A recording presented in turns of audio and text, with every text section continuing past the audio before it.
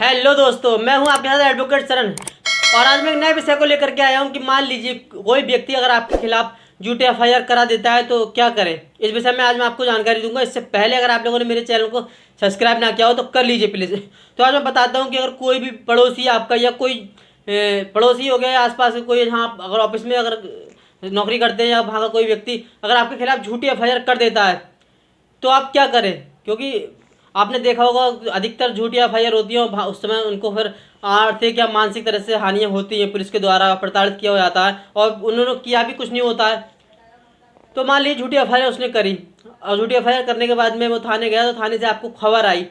आपको पुलिस ने बुलाया या आपके घर पुलिस खुद आई या किसी के थ्रू आपको बुलाया गया, फ़ोन के द्वारा आपको बुलाया गया, तो आप थाने जाइए। आप डरिएगा नहीं। अगर आपने कुछ नहीं किया, झूठी एफआईआर आपके थाने में हो चुकी है तो आप जाइएगा, पुलिस से बात कीजिएगा। डरने की कोई ज़रूरत नहीं है, क्योंकि आपने जब कुछ किया ही नहीं है तो डरने की क्या ज़रूरत है। लेकिन वो पता कर लीजिए कि जो अपराध है, मान लीजिए अगर इस तरीके से किसी ने एफआईआर लिखाई है, छोटा मोटा अपराध है, कोई दिक्कत, छोटा मोटा मतलब 7 साल से कम की इसमें सज़ा है, अगर ऐसा कोई अपराध है, ऐसे सेक्शन में अगर धारा है, तो आप थाने जाकर के आराम से पुलिस से बेझिझक बिना डरे बात कीजिएगा और पूछिएगा कि सर मेरी एफआईआर की गई है तो मेरा गुनाह क्या है, जब आपको बताएं तो आप उनसे कहिएगा, अपनी सफाई दीजिएगा। जो भी आपने अगर नहीं किया तो आप बताइएगा, या उसमें टाइमिंग होती है घटना की, किस समय घटना की थी, तो वो घटना के टाइम पे आप कहाँ थे, आप विटनेस दीजिएगा, सबूत दीजिएगा, आप कहाँ पर थे बताइएगा, फुल तरीके से बात कीजिएगा। डरने की कोई ज़रूरत नहीं है। मान लीजिए 7 साल से ज़्यादा की सज़ा, गंभीर अपराध में अगर आपकी एफआईआर हो गई है आपके खिलाफ, उसमें 7 साल से ज़्यादा की सज़ा है, फिर आप थाने में नहीं जाइएगा, क्योंकि फिर उसमें दबिश देकर पुलिस को जेल भेजने का प्रावधान है। जेल भेज सकती है पुलिस 7 साल से, जिसमें ज़्यादा की सज़ा है। तो आप थाने जा करके किसी के द्वारा, आप थाने से पुलिस वालों से आप बात कीजिएगा, किसी के द्वारा मतलब किसी घर वालों को भेजिएगा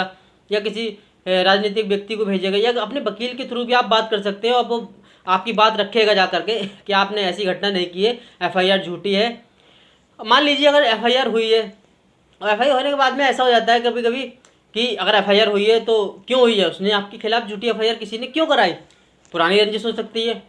कोई आपको धन की हानि पहुंचाना चाहता हो, मानसिक हानि पहुंचाना चाहता हो, आर्थिक हानि पहुंचाना चाहता हो, इस तरीके की हानि पहुंचाने के लिए वो आपको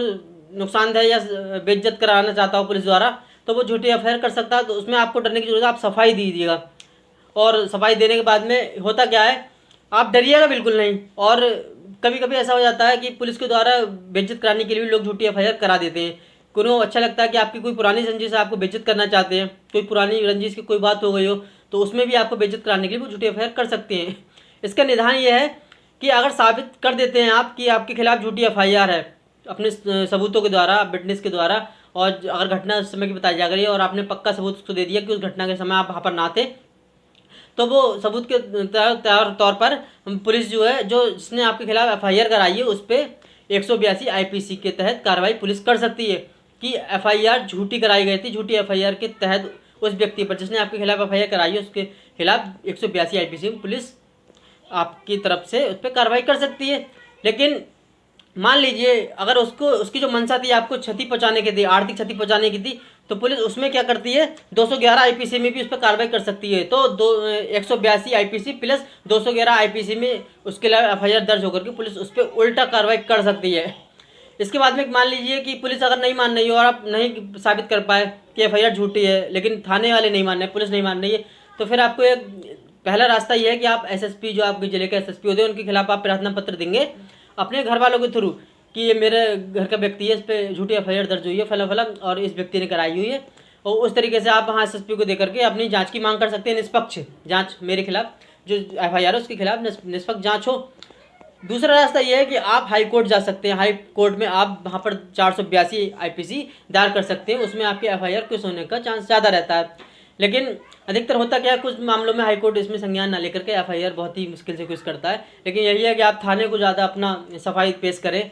थाने से ही अपना निपटाने की कोशिश ज़्यादा करें या एसएसपी के थ्रू निष्पक्ष जांच के लिए, क्योंकि हाई कोर्ट जो रेमेडी बहुत कम देता है इस मामलों में कि एफआईआर कैसे हो सके, क्योंकि जांच के विषय नीचे से ऊपर तक जाते हैं। हाई कोर्ट तो एक बड़ा लेवल हो गया, आप पहले थाने जाइए, थाने से एसएसपी के पास जाइए, या आपके पास ये लोकल लेवल है, यहाँ पर आप अपनी जाँच निष्पक्ष तरीके से करा सकते हैं। एंड में बहुत ही रेयर केस होता है तब हाई कोर्ट इसमें 482 आईपीसी में आपके केसों को सुनता है, वरना वहाँ पर अधिकतर ये नहीं होता है, एफआईआर दर्ज हो गई तो हो ही जाती है। तो पहला मामला तो ये हुआ। और आपको डरने की कोई जरूरत नहीं, आप पुलिस से डायरेक्टली बात कर सकते हैं बिना डरे कि मेरा जो जुर्म है वो बताइए, क्या है मेरा जुर्म। और इसमें होता क्या है, हमारी पुरानी रंजिश में आपसे वो किसी कारणवश अगर चिढ़ता हो या जलता हो या कोई लड़ाई हो गई हो, तो आपको वो आर्थिक हानि कि आपको आपका बिजनेस अच्छा चल रहा है, इस तरह की रंजिश हो सकती है व्यापार में कि आपका बिजनेस अच्छा चल रहा है, उसका बिजनेस अच्छा नहीं चल रहा है, तो आपको व्यापार से आपकी छवि गुडविल खराब करने के लिए वो एफआईआर झूठी करा सकता है। ये पहला। दूसरा, मान लीजिए कि आपकी छवि अच्छी बनी हुई है कि आपका कोई प्रॉपर्टी डिस्प्यूट या लड़ाई झगड़ा है, कोई प्रॉपर्टी पुराना है, जो पुराने टाइम का आपका सिविल दीवानी का मुकदमा हो सकता है, जिसमें आपकी प्रॉपर्टी को लेकर के कोई पुराना रंजिश आपके परिवार में किसी के द्वारा या पड़ोसी के द्वारा हो सकती है, तो उसमें भी आपको उसमें वहाँ कुछ ना कर पा रहा, उसको कोई फ़ायदा ना हो पा रहा, तो आपको यहाँ पर आईपीसी में ला करके फौजदारी में ला करके आप पे ये मुकदमा झूठा करा करके आपको कार्रवाई पुलिस के द्वारा भी और आर्थिक क्षति भी, कि आप कचहरी जाएंगे तो आप वकील को भी फीस देंगे, तो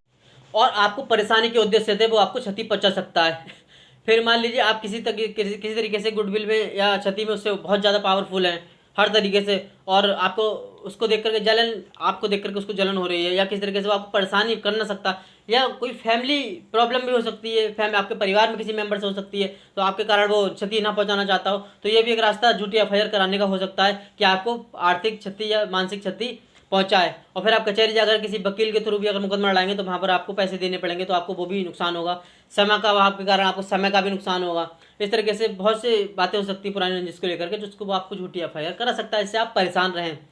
और दोस्तों, अगर ये वीडियो मेरी अच्छी लगी हो तो मेरे चैनल को सब्सक्राइब कीजिएगा, और आपके मन में अगर कोई भी सवाल ऐसा हो जो आपके मन में आता हो कि उसका जवाब या सोल्यूशन क्या है, तो मेरे कमेंट बॉक्स में आप सवाल बताइए, उसके ऊपर मैं नेक्स्ट वीडियो बना करके आपको जानकारी दूंगा। धन्यवाद।